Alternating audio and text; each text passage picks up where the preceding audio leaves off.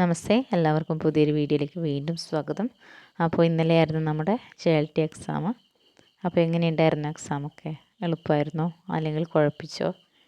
എങ്ങനെയുണ്ടായിരുന്നു ക്വസ്റ്റ്യൻസൊക്കെ? സിലബസിൽ പറഞ്ഞതൊക്കെ വന്നോ? എങ്ങനെയാണ് നിങ്ങളുടെ അഭിപ്രായം? എളുപ്പമാണോ ടഫാണോ എന്താണ്? ഞാൻ ക്വസ്റ്റ്യൻ പേപ്പർ ഒന്ന് നോക്കിയപ്പോൾ നമ്മുടെ സിലബസിൽ ആദ്യകാൽ ഭക്തികാൽ രീതികൾ ആ ഒരു ഭാഗത്തു നിന്ന് ക്വസ്റ്റ്യൻസ് കുറച്ച് കുറവായിട്ട് തോന്നി. പിന്നെ ഇൻഡയറക്റ്റ് മെത്തേഡിലായിരുന്നു ക്വസ്റ്റ്യൻസ്. പിന്നെ സ്റ്റേറ്റ്മെൻറ്റ് വൈസിലായിരുന്നു ക്വസ്റ്റ്യൻസ്. ഒരു സീറ്റഡ് മോഡൽ പോലെ എനിക്ക് തോന്നി.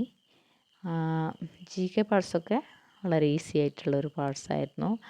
കാരണം നവോത്ഥാനം ഞാൻ നോക്കാൻ പറഞ്ഞിട്ടുണ്ടായിരുന്നു. കേരള നവോത്ഥാനം നന്നായിട്ടൊന്ന് നോക്കണമെന്ന് പറഞ്ഞിട്ടുണ്ടായിരുന്നു. വൈകുണ്ഠസ്വാമികളും അതൊക്കെ ക്വസ്റ്റ്യൻസ് വന്നിട്ടുണ്ടായിരുന്നു. പിന്നെ നന്നായിട്ട് വായിക്കാനും ഞാൻ പറഞ്ഞിട്ടുണ്ടായിരുന്നു.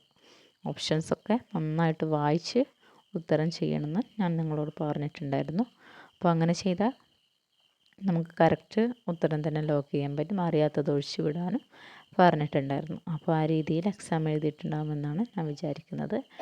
പിന്നെ ആധുനിക കാലം ന്യായി കവിത ആ ഒരു ഭാഗത്തു നിന്നാണ് കൂടുതൽ ക്വസ്റ്റ്യൻസും വന്നിട്ട് കണ്ടിട്ടുള്ളത്.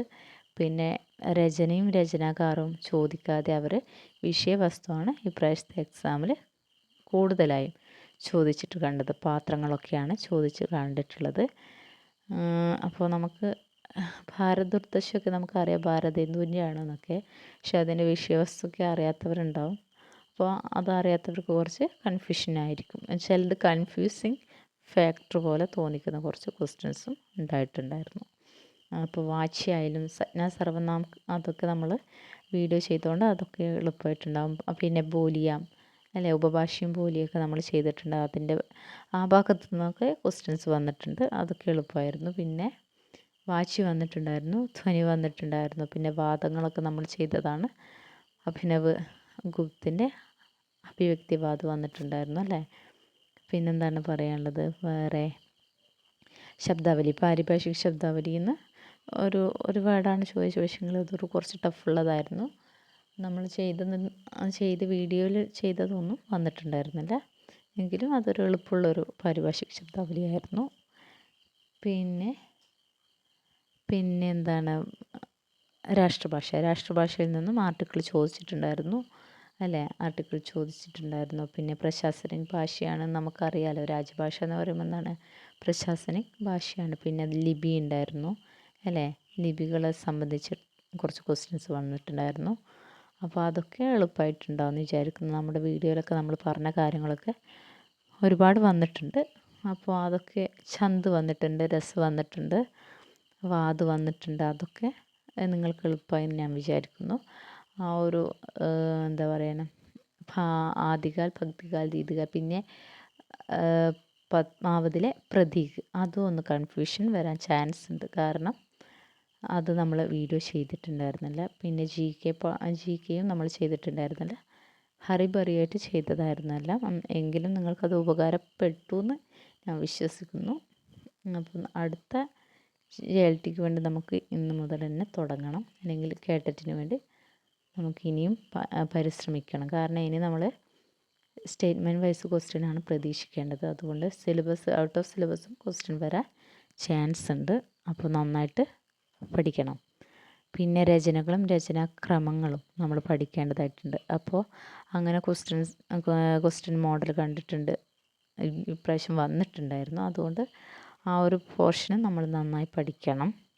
ജ്ഞാനപീഠ പുരസ്കാരമൊന്നും വന്നിട്ടില്ല അല്ലേ, പുരസ്കാരങ്ങളൊന്നും വന്നിട്ടുണ്ടായിരുന്നില്ല. അപ്പോൾ നമ്മൾ ആധുനിക കാലമാണ് കുറച്ചും കൂടി നന്നായിട്ട് നോക്കേണ്ടത്. ഭാരതേന്ദു യുഗ്, ദ്വിവേദി യുഗ് അതൊക്കെ നന്നായിട്ട് നോക്കണം. പിന്നെ പങ്ക്തി തന്നിട്ടുണ്ടായിരുന്നു.